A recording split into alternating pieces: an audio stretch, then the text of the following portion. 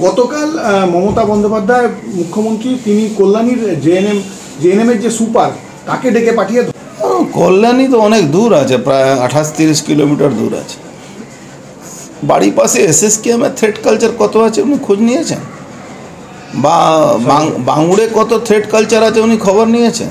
বা এনআরএসে কত threat culture আছে খবর নিয়েছেন? আরজিকরে কত থ্রেট কালচার আছে খবর নিয়েছেন? উনি স্কুলে কলেজে কত থ্রেট কালচার আছে উনি খবর নিয়েছেন? ওনার কাছে সময় কোথায় উনি থ্রেট কালচার নিয়ে চিন্তা করবেন? পশ্চিমবাংলা থ্রেট কালচারের জনক হলেন উনি। 3 বছর 2011 পরে 3 বছর পর থেকে বাংলায় গুন্ডার আর পুলিশের হাতে চলে গেছে।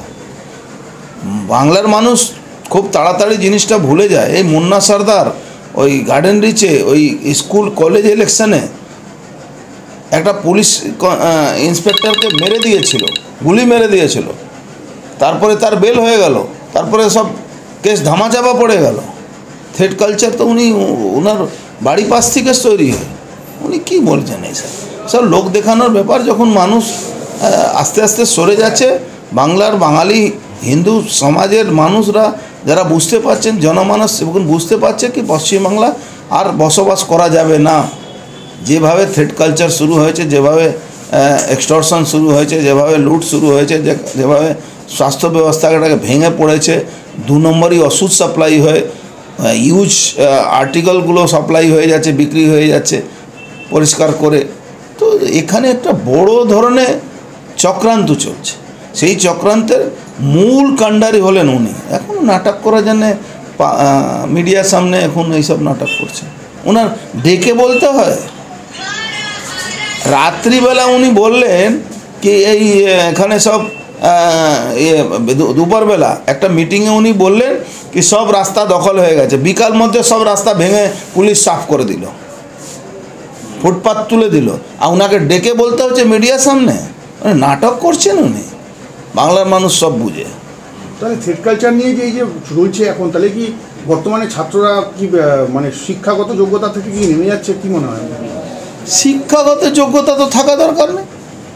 তৃণমূল করলেই আপনি মেডিকেল পরীক্ষা পাস করিয়ে দেবে এই সন্দীপ ঘোষের মতন লোকেরা, প্রিন্সিপালরা।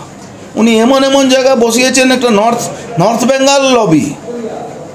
মানে পৃথিবীতে আমি শুনিনি কোনো স্টেটে কোনো লবি এসে 2 নম্বরই পরীক্ষায় পাস করিয়ে দিচ্ছে, লোককে পড়তে হবে না, তৃণমূল করলে 7 খুন মাপ। এটা আমরা পলিটিক্যাল লোকরা বক্তব্য দিতে না, কিন্তু অরিজিনালি এই কথাটা সাধারণ ডক্টররা, স্টুডেন্টরা, ছাত্ররা, মহিলারা যারা সরকারি চাকরি করে আজকে সিএসসিতে আপনি দেখুন তো, সিএসসি একদম মমতা ব্যানার্জি একদম পোষা লোক। সিএসসি ভারতবর্ষে অত বিদ্যুতের বিল কোথাও নেই, একটা কোনো তার বিরুদ্ধে কথা আছে উনি? কেন ওখান থেকে টাকা তুলে মমতা ব্যানার্জির কাছে যায়।